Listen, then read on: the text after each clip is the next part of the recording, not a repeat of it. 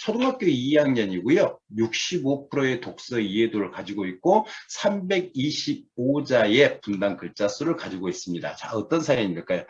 자, 부산입니다. 자, 멀리 부산에서 주셨는데 외동아들이고요. 음악학원을 다닙니다. 그런데 대단합니다.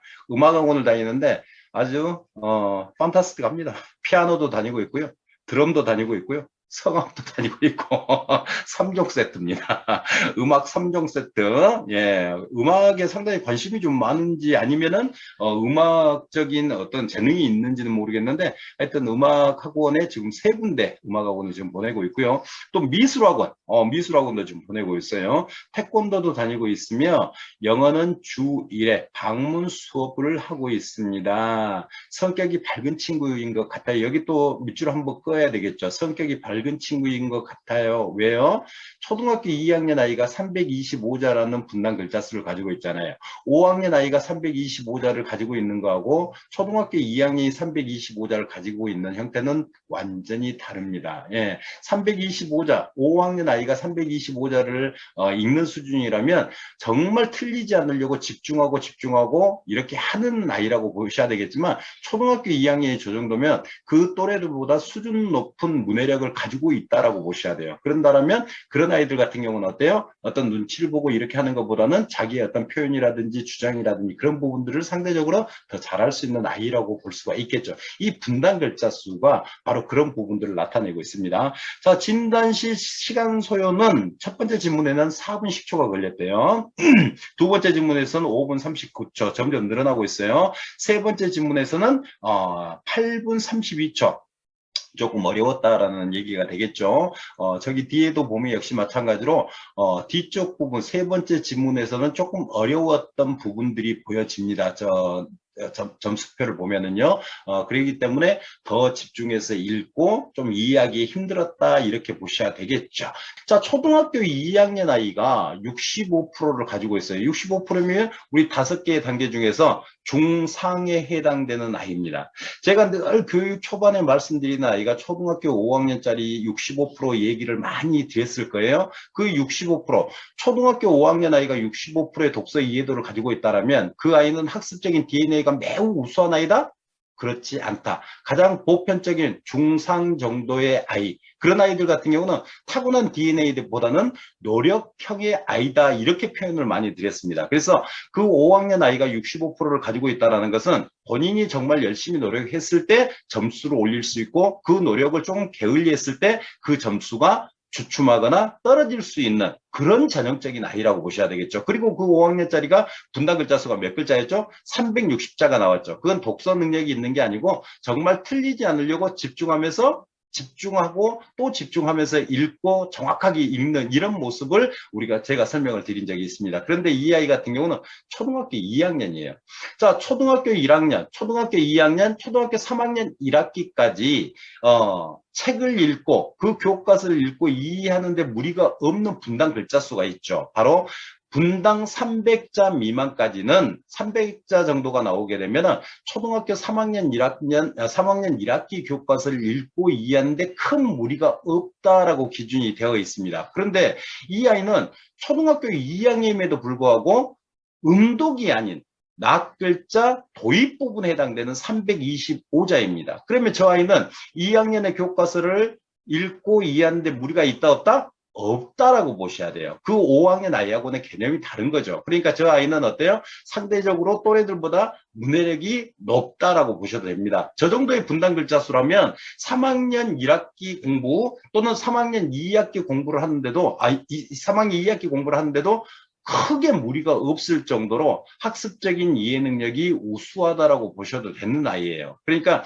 또래들보다 분명히 분당 글자 수, 독서 역량, 즉 문해력 자체가 우수한 아이다. 매우 우수하다라고 볼 수는 없지만은 또래들보다는 비교적 우수한 상태의 문해력을 가지고 있다. 이렇게 보셔야 됩니다. 그래서 저 정도면 학습을 이해하는데도 크게 무리가 없고요. 지금 보시면은 사실 그래프도 10문제 중에 7문제를 맞았어요. 70%죠. 그리고 또 하나 비판 사고가 두 문제에서 두 문제를 다 맞췄습니다. 이것만 봐도 이 아이가 공부를 진행하는데 크게 무리가 없는, 상대적으로 학습적인 이해 능력은 우수한 편에 해당된다, 이렇게 보시는 게 맞아요. 그런데 이제 거기에 비해서 물론 어휘는 두 문제가 나오기 때문에 찍어서 틀릴 수도 있어요. 물론. 그런데 이제 중요한 건 뭐냐면 추론이 6문제 중에 3문제를 맞았습니다. 상대적으로 사실보다는 좀 약한 모습이 보여지죠.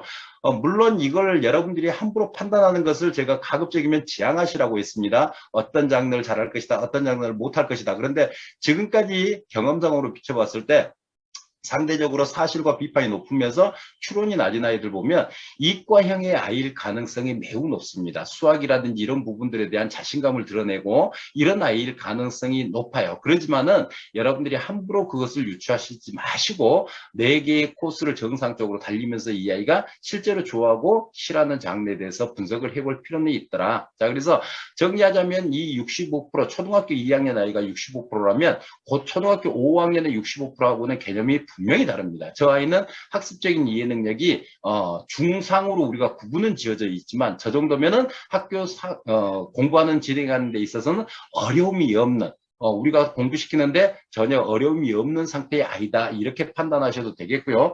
325자라는 낱글자 도입 부분에 해당된다라면 또래들보다는 우수한 문해력. 아마 2학년 아이들 여러분들 많이 보셨죠? 200자대 머무는 아이들, 심지어 100자 초반대에 머무는 아이들을 많이 보셨을 겁니다. 그런 아이들에 비해서 325자라면 상대적으로 높은 분당 글자 수, 문해력을 가지고 있다. 저렇다면 저 아이는 책을 어마어마하게 읽었다라고 판단하기는 어려워요. 그렇지만은 책을 분명히 경험한 아이는 맞습니다. 또는 이 아이가 자기가 좋아하는 장르로 진행을 하다 보니까 조금 싫어하는 장르에서 더디게 읽어졌던 마지막 3번째 장르를 말씀드리겠죠. 그렇게 진행됐을 가능성도 매우 높더라. 그 증거가 반증되는 게 바로 뭐냐면 사실 초등학교 2학년 아이가 비판 2문제를 맞기가 쉽지는 않아요. 아무리 공부를 잘한다 해도 우리 초등학교 저학년 아이들이 비판 2문제 그 주관식 문제를 정확하게 직관해서 써내는 게 쉽지 않은 모습들일 때까지 보셨을 겁니다. 그런데 저 아이는 2학년임에도 불구하고 비판 사고가 높게 나왔다는 건 물론 그 글에 대한 내용을 정확하게 직관하고 이해해서 정답을 적었을 수도 있겠지만 그렇지 않을 수도 있습니다. 어떤 경우냐면 바로 외부 독서 논술, 타 독서 논술 교육을 통해서 이 아이가 어떤 글쓰기 훈련이 받아졌거나 과거에 본인이 그 지문에 대한 내용을 정확하게 인지하고 정답을 기억해서 썼을 가능성도 배제할 수는 없다라는 거. 그 부분에 대해서 한번 참고를 해주실 필요는 있습니다.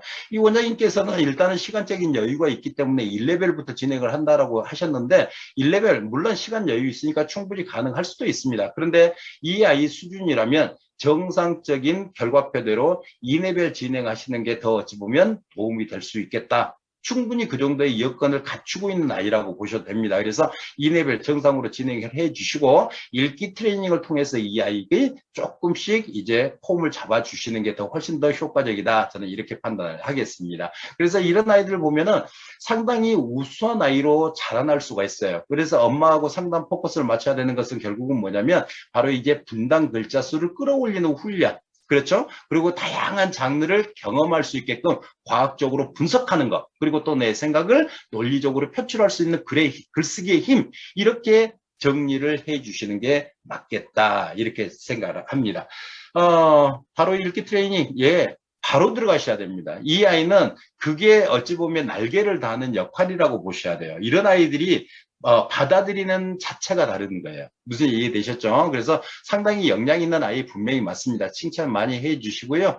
이런 아이들 같은 경우를 그래서 엄마가 착각할 수 있어요. 뭐냐면 공부는 나름대로 잘하고 있고 하다 보니까 뭐든 다 잘할 것이다 라고 이렇게 공부 쪽으로만 치우칠 수도 있어요. 그렇기 때문에 앞으로의 변화되는 교육과정, 뭐 고교 학점제라든지 이런 부분들, 그리고 앞으로의 어떤 수능의 변화들, 이런 부분들에 대해서 엄마가 미리 알고 대비할 수 있도록, 그래서 다양한 경험을 통해서 장르를 경험할 수 있게끔 과학적인 분석이 절대적으로 중요합니다. 책 좋아하는 아이들 항상 말씀드렸다시피 초등학교 2학년 2학기 3학년 초반 정도 되면 자기가 좋아하는 장르로 선회하는 경우가 정말 많아요. 이 아이도 자기가 좋아하는 장르로 점점 갈 가능성도 높습니다. 분명히 저 아이는 사실과 비판 자체가 높고 추론이 낮다라는 것은 그러한 부분들이 반증되는 요소다 이렇게 보시는 게 맞아요. 그래서 2레벨 진행하시면서 읽기 트레이닝 바로 진행하셔야 됩니다. 동시에. 그런데 이제 원장님께서는 1레벨부터 포괄적으로 이렇게 경험을 하겠다. 물론 그렇게 하셔도 되지만 저 아이는 충분히 2레벨을 줘도 적응할 수 있는 그런 아이라고 보시면 됩니다. 그래서 2레벨 정상적인 읽기 트레이닝 같이 진행을 하시면 되겠습니다.